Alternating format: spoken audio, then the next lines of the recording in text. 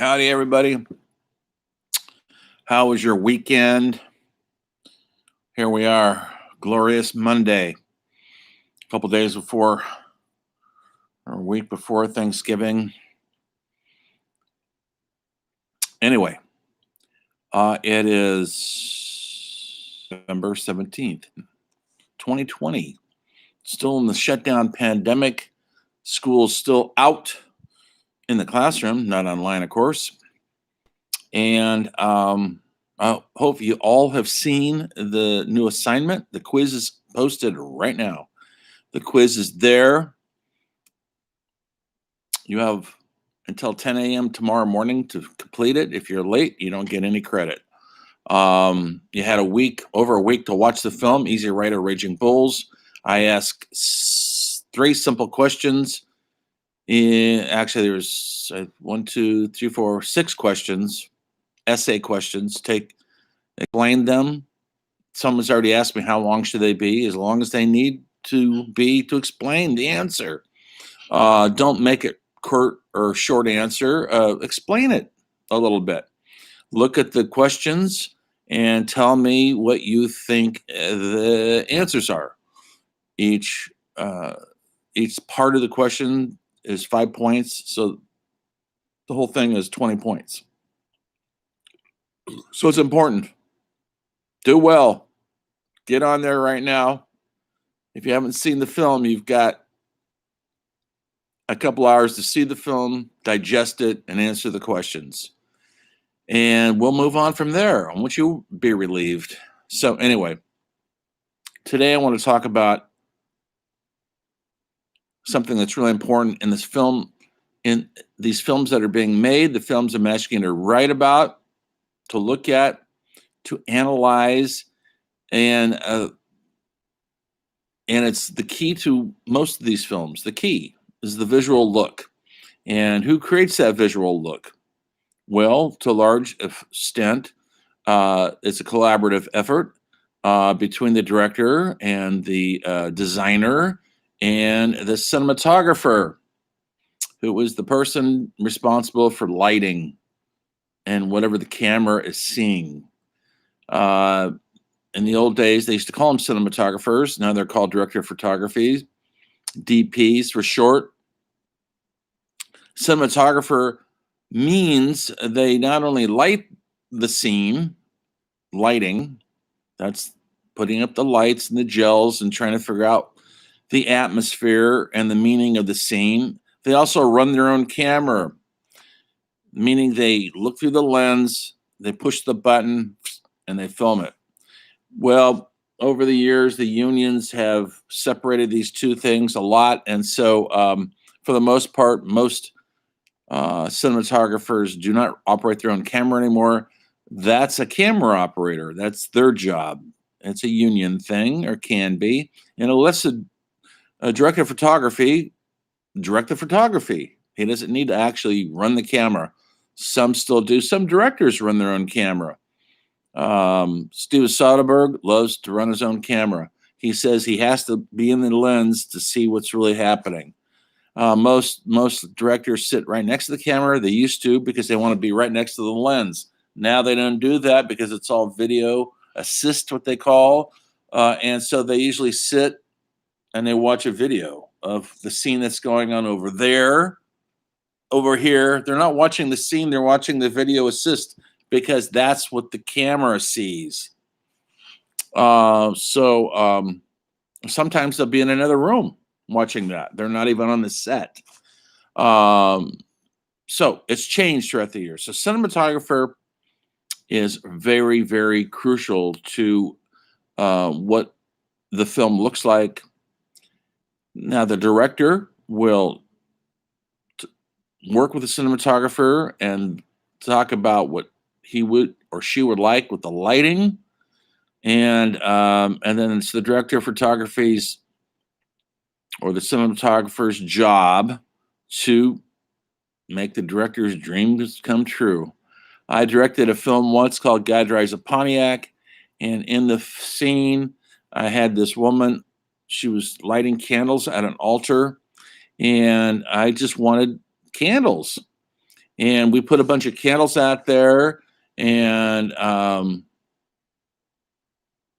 had some discussion with the cinematographer. He didn't think it would come out. He said there's not enough light. We got to put another light coming from other sources to boost the candle light. And I said, can we just try it? How about just trying it with these candles? And if it fails, we'll put in the lights later. I didn't want it to look phony. I wanted just to be lit by candlelight. So we did a scene where the actress is lighting these candles, and as they light, the scene comes up. It's lit on her face. You can see her hands a bit. You can see the altar. She lights about 8 really big candles in front of her. You can see the whole thing nicely. We put some music on there, and it turned out really nice. So sometimes you have to experiment, and hopefully it works out. Sometimes it doesn't. Anyway, in that instant, it worked out. Candles lit the scene just fine. You usually have to have decent film stock that will adhere to those low lighting effects. And in those days, it was high speed 16 millimeter film. Now, of course, with our video cameras, you can film almost in darkness and still see the thing. So lighting is changed big time in the digital age. I'll talk about that a little. I'm mostly going to talk about classic cinematographers throughout the history of Hollywood. I'm not going to go too far back. As far back as I'm going to go to right now is Craig Tolan, who did the lighting, the camera work for Citizen Kane. And he also worked on other films. John 4 years old when he died. And he created a lot of images that cinema has used to this very day. He was creating his own lenses. They didn't have certain things he'd figure out. He'd invent how they do them. They did that a lot on Citizen Kane with the deep focus. Remember, you probably read about it when you're doing your paper. They called it deep focus. That's everything in the foreground, meaning their faces, everything in the background. Look behind my head. Right now, everything's in focus, right? You can see the wall behind me clearly. And that's coming from a camera on a computer. It used to take a lot to get that image clear in the background. You'd have to light that wall back there, and you'd have to have the lens a certain way, the high-speed film emulsion. You have to have a cameraman who knows what the hell he's doing to get the person foreground in focus and the background in focus also. If you look at a lot of television, they do a big cheat because they're going fast. They don't have time to light everything perfectly like a movie does. They're in a hurry. And so what you see a lot in television directing and film and cinematography is the characters in the foreground are in focus, and right behind their head, it's out of focus. Look at it. We're so used to it, you don't even realize it's out of focus. They rack it out of focus back there, so that way they don't have to light it. But it's not how we look at life. Usually when you're looking at life, you see everything in focus, right? Unless you need glasses, and a lot of us do. But usually people in the background are in focus, people in the foreground are in focus. And so people like Greg Tolan, he was trying to capture what people actually see, not what the camera necessarily allows them to see. And there's a big difference. Now everything's possible. The digital age, we could see 40 miles behind my shoulder in focus, or supposed it's in focus with a drone. Everything's in crisper, clear focus. And now it's more challenging to make something look creative and artistic and emotional because it's also perfect. Digital photography is too perfect. Can be, and you spend your whole time making your digital movie trying to dirty the image up. That's fact. They actually have programs. They have programs on your computer that actually will put scratches on your frame to make it look like it's not perfect. It's all fake. It's all computer generated graphics to make it look not perfect. Interesting what we have to do now. Anyway, so director of photography Greg Tolan was a master at his job. He didn't live that long to really. He had the acclaim, he did, but not the acclaim that he could have. He'd have directed the photography of 100 films instead of a handful.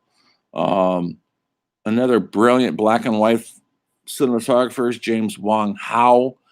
Yes, folks, Chinese, born in this country, and he directed was director of photography, some brilliant black and white movies. One would be HUD with Paul Newman. The other one would be Sweet Smell of Success. And his black and white images just were so vibrant and full of life. They were more colorful than color. And I know a lot of you out there have issues with black and white. It wasn't your thing. It's not your generation. You're not used to it. But when you see a James Wong Howe movie, you don't need it to be in color. It's more vibrant than color could ever be. You know, Orson Welles' famous quote saying, "Black and white is the holy truth." You can see the emotional truth really clear in black and white. It's hard when the world is colorized. It's hard to get that truth. It's a challenge, even though it's how we see the world. But film isn't necessarily how we see the world, but it's how the filmmaker wants you to see his world or her world. And in black and white, that's what they want you to see. That's the emotional terrain they want to travel. Okay. During the 50s, cinematography was changing rapidly because now color is getting to be standard. It's not so expensive as it used to be, because it used to be very expensive to use, and only high budgeted movies were using it. And you saw an example in your last papers, which I haven't graded all yet. I've graded some of them. On the Waterfront was in black and white because Elia Kazan, that's how he wanted it. He felt that if it was in color, it would make the world around him too happy looking. And he didn't, that's not a happy film. If you've seen it, folks, it's not a happy film. Then there's Rebel Without a Cause, which really isn't a happy film either, but it's in color. Think about that. Why did they choose color? Well, it's probably because the studios wanted them. Having a film in color became more commercial viable for people who are used to black and white television in the 50s, because there was no color in television in those days. And so they wanted to have their films in color because people couldn't see that on their television. They had to go to the movie theater to see color. And so they came out with all sorts of colorized Technicolor, all sorts of different deluxe color to try to get people out of their houses, away from their black and white TVs. So by then, now it is a choice, not just a monetary choice, but maybe a commercial choice. You know, so when it comes to foreign films, there's so many brilliant cinematographers. I'm only going to cover a few. One of the most brilliant directors of all time, Ingmar Bergman, who directed possibly 30, 40 films that are masterpieces. I don't know how that's possible, but at least he directed at least 10 or 12 masterpieces. We talked about him earlier. I made you look at some stuff. And Persona was his partnership, Bergman's partnership with Sven Nykvist, and they worked together many movies, 20 movies or something. They found each other in the early 60s, and mostly in black and white. Yep. But they did color also. And Sven actually came to America and did American movies too, big things in color. Never had the beautiful poetry his Bergman films had, but that's how commercial films are. The poetry gets sucked out for the spectacle. or the melodrama of Hollywood movies. But in his time, he was considered literally a master of light. He wrote a great book about the magic of lighting, of light. He studied light. He would study not just what light looks like at 1 in the afternoon, but at 4 in the afternoon, at 6 in the evening, when it's leaving, and when the sun comes up in the morning, what a room looks like lit by candles, what a room looks like lit by a fireplace, what a room looks like with one reading light on. What does that look like? How can you film a movie unless you know how the light plays in the life around us? And he studied it, obsessed with it, and without him, Bergman's films might not exist, really. They were a great partnership. A lot of cinematographers work with the same directors over and over and over again because they have uh, there's like being in a band with somebody, a singer and the guitar player, and they're one writes, one plays the guitar. It's a good relationship. They're not at loggerhead. They're not going like this. They're like this, and it works. And he had a long career, but he kept coming back to Bergman because he knew where his truth was. And so his films, Bergman films, from Persona to Shame to Hour of the Wolf to uh, Winter Light, so many of them. I can't name them all. They're all on the website. You have to go look at them or Google it if you're interested, and read his book. It's a beauty. If you like filmmaking, it's a must read. So there's Greg Tolan.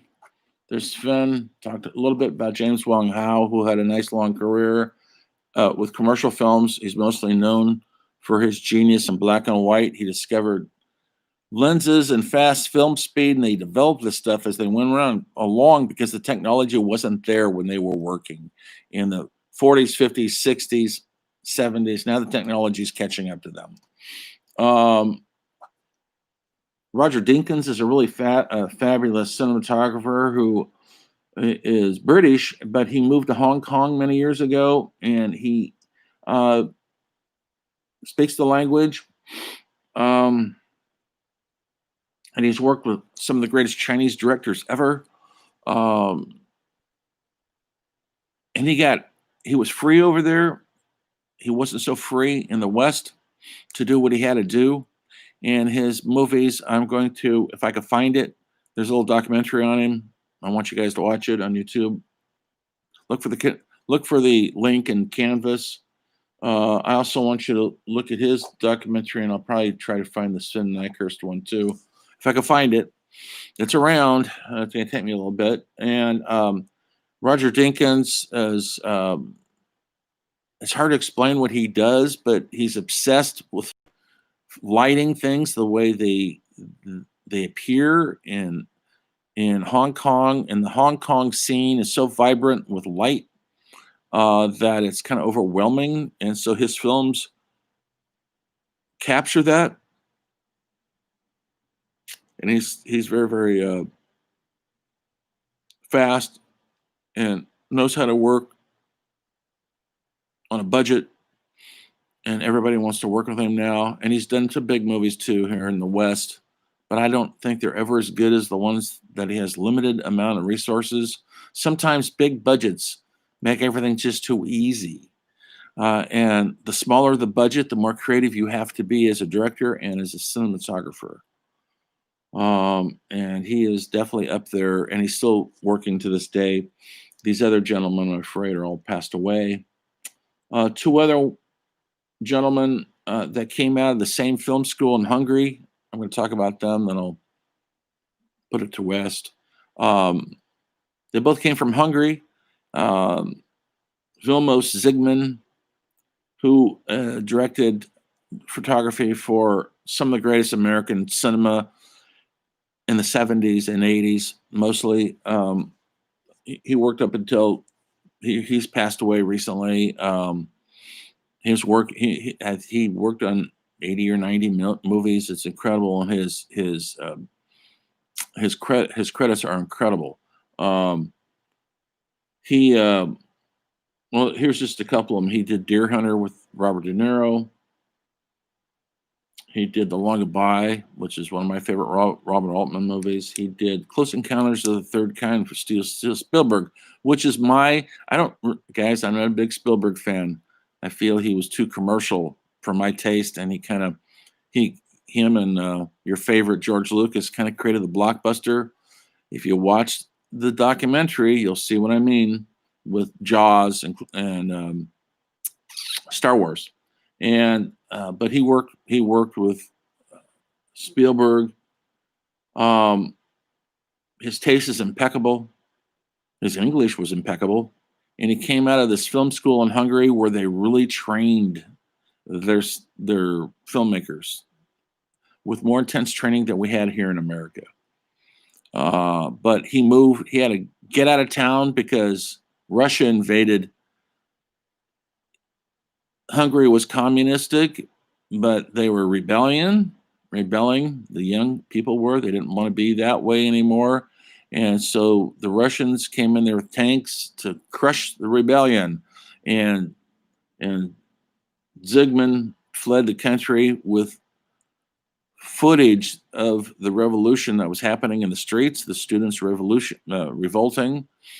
He risked his life to get that film stock out of the country, because if they'd have found him, they would have put him in jail for sure, along with another person that he's associated with, Laszlo Kovacs from Hungary, during the same time, just a little tad younger than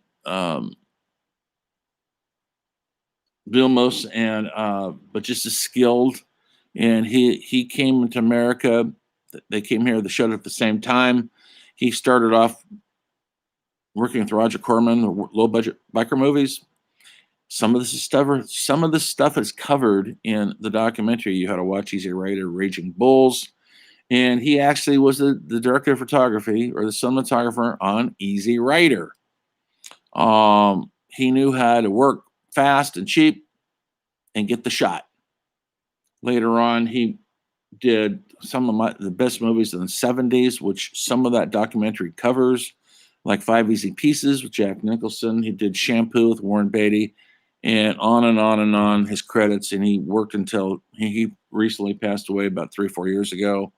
These guys are no longer around. And so to me, cinematography is going to be lacking, because pointing a digital camera at something is not the same as lighting it for the emotional truth. And that's what these guys are masters at. Haskell Wexler is another one. One more. This is the last one I'm talking about. If you notice, I'm not talking about any females, because there are some great ones out there. But I'll have to cover them another time, I'm afraid. I don't know why I always separate it out. It shouldn't be. There's not that many female director of photographies. That's for one. They haven't got their due. That's for sure. If you want to write a paper about that one, that could be your final paper. Why? Figure that one out. It's a boys' club. It really is. Haskell Wexler is from a different generation. These other two guys I mentioned. He was a radical in his politics, but also in his way he filmed things. And he liked to get at that raw emotional truth. And he won the Academy Award. He shot some amazing films, like In the Heat of the Night and Bound for Glory. He directed his own film called Medium Cool. He got put on the map big time with Who's Afraid of Virginia Woolf. It was a film directed by Mac Nichols based on the great play Who's Afraid of Virginia Woolf, starring Richard Burton and Elizabeth Taylor. It's in glorious black and white, and it has a lot of what called handheld camera work. He takes the camera off the tripod, puts it on his shoulder, and follows the actors around. Well, when they first saw the footage, Richard Burton, who was a big star at this time, so was Elizabeth Taylor, they didn't like what Burton felt and made him look bad. He said Burton had bad skin to begin with. He said the black and white and the camera was right on his face. He said it's too close. He looks like crap in it. And so they wanted him fired.